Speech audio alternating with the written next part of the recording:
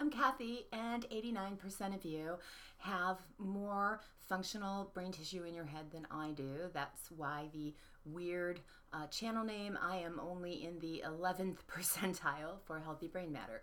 So I want to give you a good look today at my before picture, if I can get that on there. Yep, there's me before. That is 72 pounds ago. And what you're looking at there is a person who is very complacent and generally just kind of thinking whatever happens, happens, and very accepting of the sorts of losses that I was having. But that's not the person I want you to meet today. I'm not even the person I want you to meet today. My new dog's not even the person I want you to meet today, but you probably will. And the person that I want you to meet today, and I want you to go looking for them yourself, the person that you're going to meet today is called Future Kathy. So just insert your own name in there, because what I want to talk about is a mental mistake that we all make called present bias. Present bias. You can look that up and research more about what that term means, but it basically means we're pretty complacent about what's going on at the moment. And we always think tomorrow is the day that we will change these silly decisions that we're making. We know eating a pint of ice cream is not good for us. That didn't stop me. We know walking is good for us. That didn't help me. It took knowing that I was in the 11th percentile, which is a pretty tragic thing, for me to get out of and be shaken out of present bias.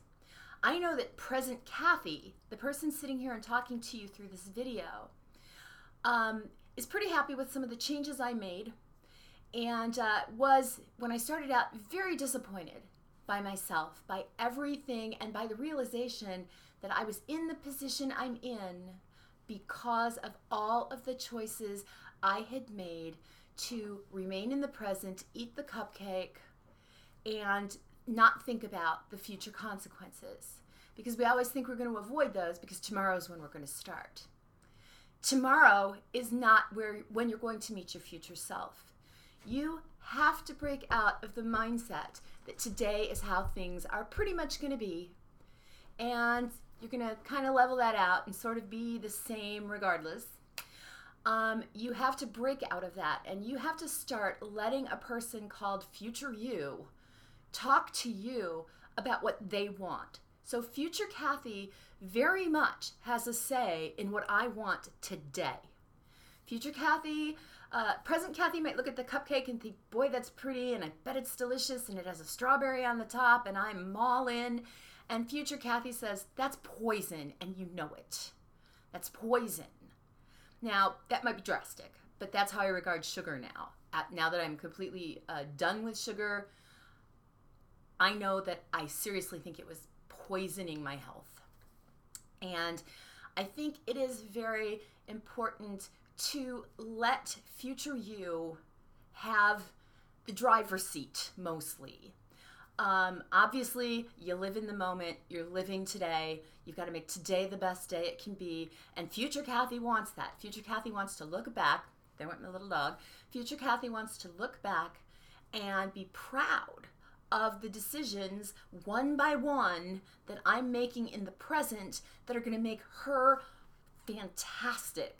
Okay, I seem like really excited today, and I'm not sure why, but to me, it's exciting to think about Future Kathy because I am fighting for her, and she is helping me, and she is making great decisions for me, and I want her to look back and think, wow, you really worked for me. You really helped me. You really got me out of the mess I was in. So that's really the shortest video I could probably ever make. Except, come here, baby. Come on, Loki. Up, come here. I want to show, oh my goodness. That did not hurt him. He's a little dramatic, I promise. Did I hurt you, baby? Look up at the camera. There he is. Isn't he the most adorable thing ever? This actually and I promise you, and I'll have to show it to you on a future video, was a prescription from Dr. Boster. He actually wrote me a prescription for a dog because I was becoming healthier, I was walking much more, and this is my little buddy and my incentive. And Dr. Boster has a video on why all MS patients should own dogs and not make them squeal and be in pain. But this is Loki. Say hi, Loki. You're a shy little guy, aren't you? I didn't mean to hurt you. I hope I didn't.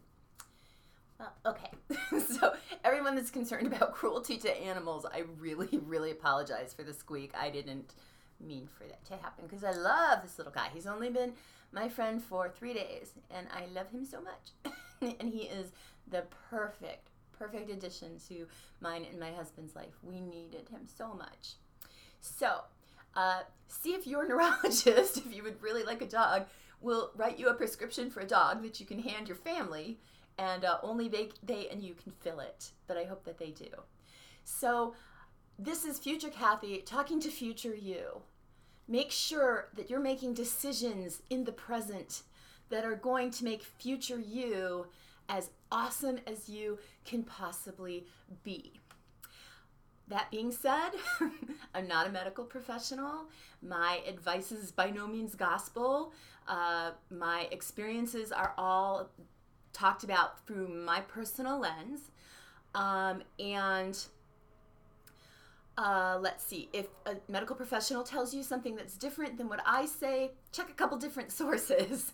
I'm almost tired of saying that they're probably right and I'm probably wrong, because I feel like I live inside this disease and I've tried a lot of things and I've failed and succeeded in a lot of ways. And the one thing that I know for certain is you need to be on a disease-modifying therapy, and you need to not delay that decision. Delaying that decision is part of what put me in the 11th percentile for brain shrinkage. All that damage that happened while I was not on a disease-modifying therapy ended up becoming the scar tissue, etc., that has shrunk in my brain. So don't let that happen to future you. Don't let present you think that making a questionable decision like eating a cupcake will erase itself in the future. Don't be biased in the present and imagine that whatever way you are is how you will stay or have to stay. You can work and you can change it, and hopefully I'm going to embrace my future self, and future Kathy's going to be so grateful to present Kathy that I have made all these wonderful decisions that Dr. Boster has helped me with. So I definitely got to give him credit. But get on a disease-modifying therapy.